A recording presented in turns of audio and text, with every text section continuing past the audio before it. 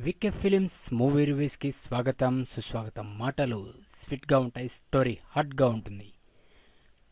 Fans అంతా ఎప్పుడా ఎప్పుడా అని ఎదురు చూసిన బాహుబలి ఆడియో ఇంతకు ముందే కొద్ది క్షణాల ముందే రిలీజ్ అయింది.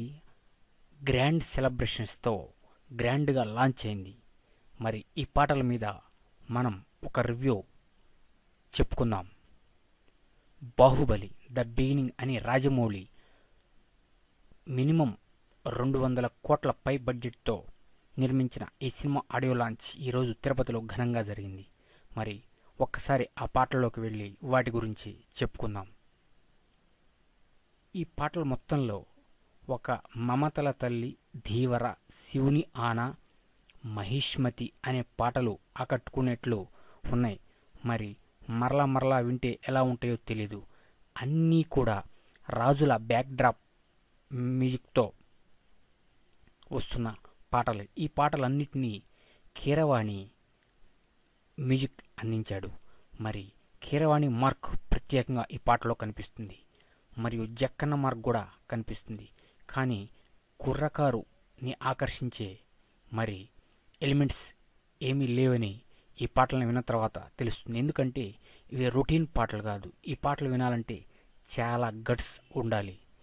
పెద్దవాళ్ళకి తప్పితే నేటి యువతరం ఈ పాటల్ని అంతగా వినలేదు. ఎందుకంటే ఇవన్నీ రాజుల బ్యాక్డ్రాప్తో, రాజుల మ్యూజిక్తో వచ్చే సాంగ్స్. వీటిలో ఒక డ్యూయట్ ధీవర మెలోడీ సాంగ్ మమతల తల్లి, శివుని ఆన మనం ఇప్పటికే వినేశాం. తరువాత ఇంకేదన్నా ఉంటే పచ్చబొట్టు, మనోహర, నిప్పులే శ్వాసగా అనే మహిష్మతి ది సాంగ్, ధీవర అనే ఇంగ్లీష్ వెర్షన్ సాంగ్ కూడా దీంట్లో ఉంది. మరి ఈ పాటలు ఏ విధంగా ఉంటాయి, పాటలు పేల్తయ్యా తుస్సుమంటయా అనేది రేపటి నుంచి వినే యువతరం కుర్రకారుని బట్టి ఉంటుంది. మరి ఈ పాటలకి హాలీవుడ్ స్థాయిలో చిత్రీకరణ జరిగిందని ఒక ప్రచారం జరిగింది. మళ్ళీ మ్యూజిక్ కూడా కీరవాణి అదే స్థాయిలో కొట్టారు.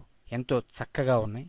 అయితే నన్ను బాగా ఆకర్షించిన పాటలు మమతల తల్లి, ధీవర, మహిష్మతి, శివుని ఆన. మరి మిమ్మల్ని కూడా ఈ పాటలు చక్కగా ఆకట్టుకుంటాయని ఆశిస్తూ మరో న్యూ మూవీ బులెటిన్తో కలుద్దాం. Keep watching VK films. Thank you.